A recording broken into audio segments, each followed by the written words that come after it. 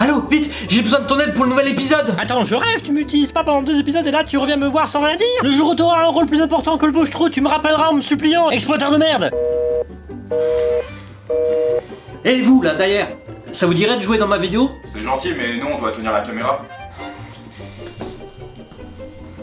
Et toi? Ouais. Tu pourrais jouer dans ma vidéo, s'il te plaît? Bah ouais, c'est combien? Est-ce que tu connais le Seigneur des Anneaux? Ah oui, le truc avec les sabres laser là. Oui, nous allons parler d'une adaptation un peu particulière du Seigneur des Anneaux de Tolkien, car il faut savoir qu'il n'y a pas que les films de Peter Jackson qui existent. À partir des années 50, suite au succès des bouquins de Tolkien, il y a eu une tentative d'adaptation au cinéma à la fin des années 60, d'abord par les Beatles qui voulaient engager Stanley Kubrick, puis avec le réalisateur anglais John Boorman, mais toutes furent refusées par les studios qui craignaient de tomber dans la faillite avec un tel projet. Cependant, il y a eu des tentatives qui ont porté leurs fruits, comme ce qu'on va traiter aujourd'hui, de 2 téléfilms. Le premier étant Le Hobbit sorti en 1977, et le second Le Retour du Roi sorti en 1980, tous deux diffusés sur la chaîne américaine NBC. Réalisé par le duo Rankin Bass, des spécialistes de dessins animés stop motion et coproducteurs de La Revanche de King Kong. Oui, ils ont vraiment produit un film de King Kong. Et ces 2 téléfilms sont en partie animés par Topcraft, compagnie japonaise qui fera partie plus tard de la société Ghibli du Miyazaki. Et j'ajouterais, avant de commencer cette review, que ceux qui ne connaissent pas l'histoire du Seigneur des Anneaux risquent peut-être de ne rien comprendre à ce que je vais raconter dans cette vidéo. Mais c'est pas grave, parce qu'on va plus parler de la direction artistique qu'autre chose. In a hole in the ground, there lived a hobbit. Déjà pour la maison de Bilbo, ça va, ils ont respecté le décor original, donc Bilbo devait être bien dessiné si on... Putain mais on dirait une contrefaçon des crados, avec des pieds de gorille. Et Obi-Wan Kenobi, il ressemble à quoi? Ah, Gandalf. Enough. I am Gandalf. And Gandalf means me. Foreign and Company at your service. Mais c'est quoi toutes ces tronches de cake? On dirait la version miniature de Ki-Adi Mundi dans Star Wars. Et il y a même des nains chinois dans le lot. Going, sir, and going, sir. J'ai pas raison? Cela dit, il y a quand même un détail qui me gêne un chouïa. Pourquoi tous les persos ont-ils un énorme pif sur le visage? Oh, c'est pas bien de se moquer des juifs là. Mais c'est bon, tu peux arrêter tes allusions douteuses là. Pardonnez-moi l'expression, mais ça se voit un peu comme le nez au milieu de la figure tellement c'est mis en avant. Un peu plus et on croirait voir les gobelins de chez Harry Potter. Ah oui, et plusieurs chansons sont dispersées un peu partout dans le film. Bon, je vois sûr, on ne voit pas les persos chanter de façon gratuite comme chez Disney, mais on a juste un chanteur qui accompagne à la guitare les gros moments de l'aventure. Donc pourquoi pas, ça correspond bien au ton que veut prendre le film.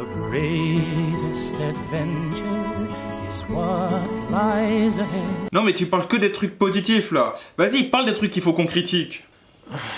Look, trolls. Pour ceux qui se posent la question, oui, ce sont bien des trolls.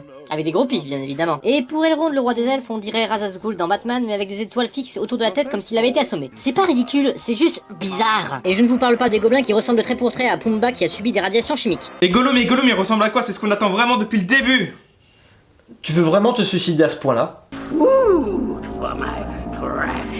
Oui, Gollum est un croisement entre un chimpanzé et une grenouille. Ou une version dégénérée de la grenouille de Smax de Kellogg's. C'est bon, je peux aller me suicider? Stop un instant, une petite devinette les amis. D'après vous, que représente cette image tirée du film? Réponse 1, un gremlin barbu. Réponse 2, un Furby. Réponse 3, une araignée.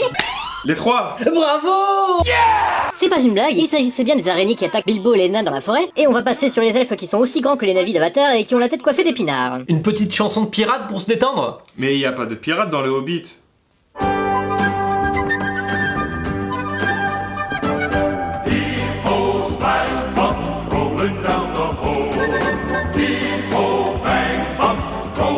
Bienvenue à Disneyland, messieurs, dames et petits et grands. Et le clou du spectacle pour finir cette première partie avec le combat contre Smaug. J'espère que le dragon sera réussi. Le dragon? Quel dragon? Bah Smaug, le dragon, le boss final. You have nice manners for a thief. You and your town shall pay dearly for this intrusion. Et non, Smaug n'est pas un dragon mais un chat dans cette version. Oui, mais il a une langue de serpent, et des ailes de chauve-souris, et il crache du feu. Donc c'est un dragon. Mais non, c'est un chat, bordel! Voilà, fin du Hobbit de 1977. Alors, qu'est-ce qui s'est passé entre-temps? Eh bien, en 1978 sort un long métrage d'animation du Seigneur des Anneaux réalisé par Ralph Bakshi, auteur de Fritz the Cat et du tristement célèbre Cool World, qui fait une synthèse des 2 premiers tomes. Mais la suite n'a jamais vu le jour à cause du succès moyen qu'a reçu le premier film. Allez, un petit aperçu parce que ça vaut vraiment le détour. Le film est composé à la fois d'animation classique et de rotoscopie cramée à 100 km, avec des hobbits qui ressemblent à des gosses et avec Sam qui est vraiment le plus moche des 4, on va pas se le nier, Aragorn qui ressemble à un guerrier indien, Boromir à un guerrier viking, Legolas sans commentaire, Gandalf qui a des yeux de cinglé par moment. OMG, je deviens fou. Saruman a un Père Noël asiatique et Gollum a un gobelin bas de gamme. Et 2 ans plus tard sort Le Retour du Roi, l'adaptation du dernier tome, avec la même équipe que celle du Hobbit. Mais la question, c'est pourquoi avoir sauté directement à la fin? Parce qu'après la sortie du film de Bakshi, les producteurs se sont dit qu'il était absolument inutile de raconter la même histoire. Une belle économie de temps et surtout d'argent. Mais forcément, tu t'attaches beaucoup moins aux personnages puisque tu n'assistes pas tellement à leur développement, et c'est un peu dommage. Sans compter qu'ils ont viré les personnages de Boromir, Legolas, Gimli, Galadriel, Arwen, Saruman, Langue de Serpent, pour vous donner un exemple du charcutage de l'adaptation. Alors, est-ce que les Hobbits sont toujours aussi moches? Oui, comme d'habitude, avec Pipin tête de singe et Sam Wolverine. Toutefois, une petite évolution avec Elrond. Cette fois, les étoiles tournent autour de sa tête et il habite dans la maison de Panoramix. Et pour résumer un peu les tomes précédents, histoire de ne pas perdre en route les spectateurs, le résumé est raconté par un ménestrel. Laisse-moi deviner, il a un gros pif lui aussi. Frodo of the Nine Fingers and the Ring of Doom. Et ils reprennent direct à la capture de Frodon par les orques et son sauvetage par Sam. Et oui, Sam est plus attachant que dans la version de Peter Jackson, car déjà d'une, il ne pleurniche pas sans arrêt, 2, il n'est pas amoureux de Frodon, Et de 3, parce que dedans il est épique, mais d'une force. I would be Samwise the Strong. Let it live for Samwise the Strong. Samwise the Strong. Behold the gardens of my delight. Oui, Sam est un putain de super-héros qui fait pousser des haricots magiques et des fleurs de partout. Et il rêve aussi de son retour à la comté, où il va rejoindre sa famille avec sa femme moche et ses enfants moches, mais c'est pas grave, c'est pas grave. C'est fou le taux de consanguinité qu'il y a chez les hobbits. Et pendant qu'on y est, les Nazgûl ressemblent à de vieilles sorcières d'Halloween, Théoden a aussi la maladie du gros pif, les soldats de Minas Tirith sont les sosies du héros de Dragon Slayer, ce qui explique leur incompétence au combat, et il y a aussi cet effet que je trouve un peu bizarre. Il manque plus que la musique. Et vous savez pas la meilleure, les orques ont leur propre chanson. There's a way where there's a whip. We don't wanna go to war today, but the Lord of the Lashes says nay, nay, nay. We're gonna march all day, all day, all day. Where there's a whip, there's a way. Where there's a whip.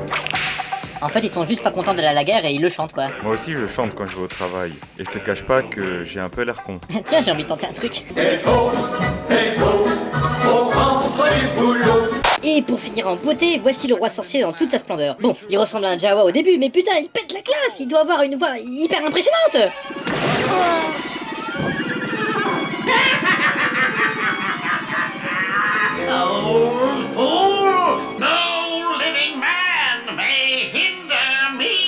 Je suis un robot, je suis le robot sorcier. Ah. Alors un petit conseil, allez voir ces 2 téléfilms. Oui, ils valent vraiment le coup. Bon, bien sûr, j'ai été un peu violent dans cette review sur le choix du design, mais au fond, ces 2 films sont très proprement animés. Il y a de belles images et les chansons sont très entraînantes, et ça respecte plutôt bien, enfin, sauf aux exceptions, l'univers de Tolkien. Une grosse mention au personnage de Gollum dont la prestation fait aussi froid dans le dos que son design. My precious, will it taste delicious? Yes, it will. Sur YouTube, il y a plein d'extraits de ces 2 films qui suscitent la moquerie et le mépris des fans de la saga de Jackson. Mais c'est un peu de la facilité et surtout de la mauvaise foi parce que ce sont des fans autoproclamés qui sont persuadés que la saga de Jackson est la seule vraie adaptation des livres. Il y a eu plusieurs adaptations différentes des livres, certes celle de Bakshi étant certainement la plus démarquée, mais il reste tout aussi intéressant et de grande qualité que les films de Jackson. Mais bien sûr, il faut oublier ces derniers pour apprécier ces versions antérieures. Par exemple, j'ai réussi à trouver sur un site le script qu'avait écrit John Boorman sur la trilogie en 1970. Beaucoup de gens ont été scandalisés par les modifications extrêmes opérées par Boorman, mais seulement parce qu'ils ont lu des petits extraits sur certains sites. Perso, je l'ai lu en entier et je m'en suis fait mon propre avis. Et ça, ce sera le sujet d'une prochaine vidéo. Surprise. Si on finissait sur une note musicale pour changer. The end of the ring, the return of the king. A new age has come to the land. The end of the ring, the return of the king. He shall rule with a true healing hand. C'est bon, ça me saoule, je me casse.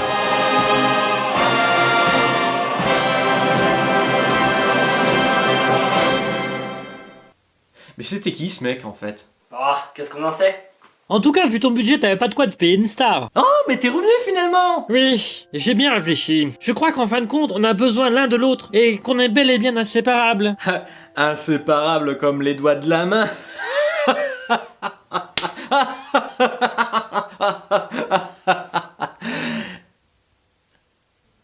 Non mais attends, reviens. We go to the church.